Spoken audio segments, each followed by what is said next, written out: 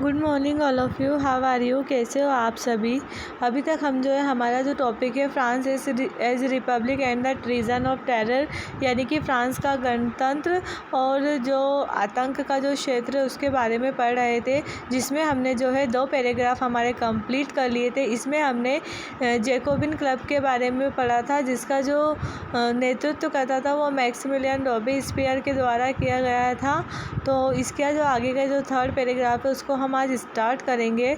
Church were seized and their building convert into barracks of office, यानी कि जो church were सेज्ड का मतलब होता है जब्त कर लेना।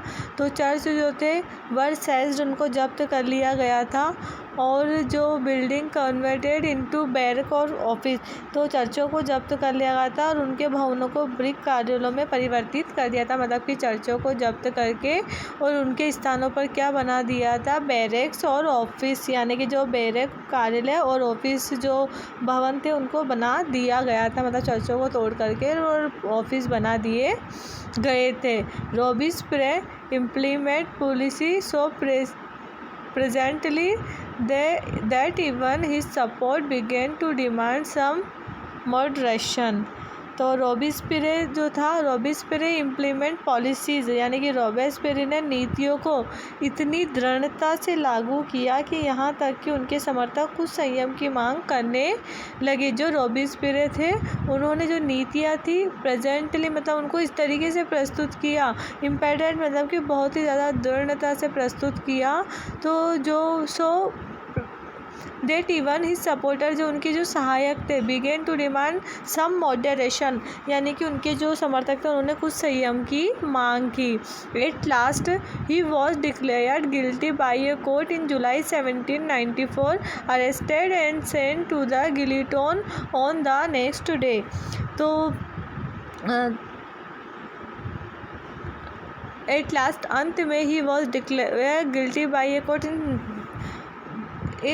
जुलाई 1794।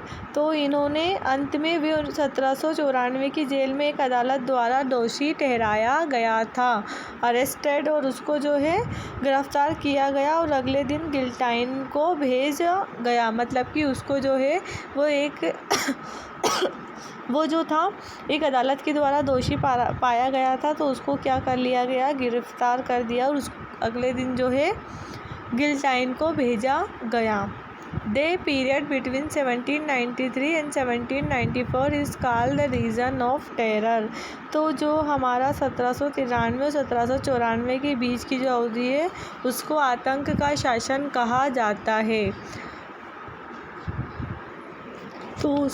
तो क्या हुआ कि जो 1793 और 1794 का जो हमारा बीच की जो अवधि है उसको आतंक का शासन कहा जाता है, क्योंकि उस समय जो है लोगों पर बहुत ज़्यादा अत्याचार किया गया था और उस समय ही हम जो है गणतंत्र राज्य की स्थापना हुई थी। लेकिन फिर भी वो जो शासक था वो बहुत ज़्यादा जो है लोगों पर जो है अत्याचार करता था।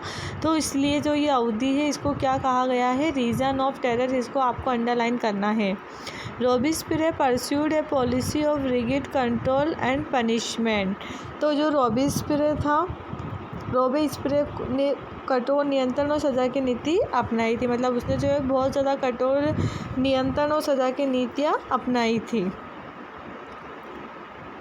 All people whom he saw as being enemies of the Republic, ex-nobles and clergy, member of other political parties, even member of his own party, who did not support his method, were arrested, imprisoned and then tried by a revolutionary tribunal।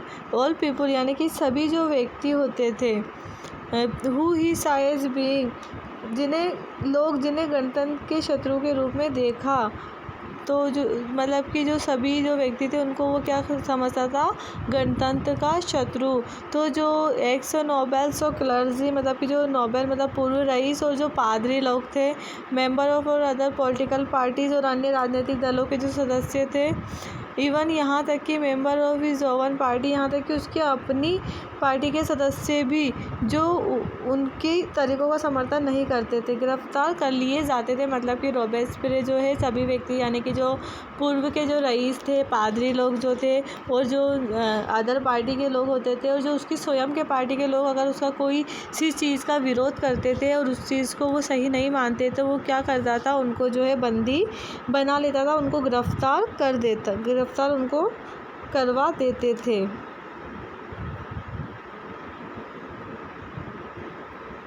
Imprison and they tried bye revolutionary tribunal, तो उनको जो है कैद किए गया और फिर एक क्रांतिकारी अधिकारी द्वारा कोशिश की गई।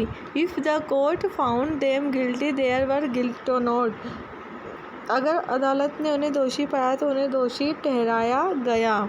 तो मतलब जो है if the court found the guilty they were guilty not, तो अदालत ने जो है उनको दोषी पाया गया और इसलिए उनको दोषी ठहराया गया।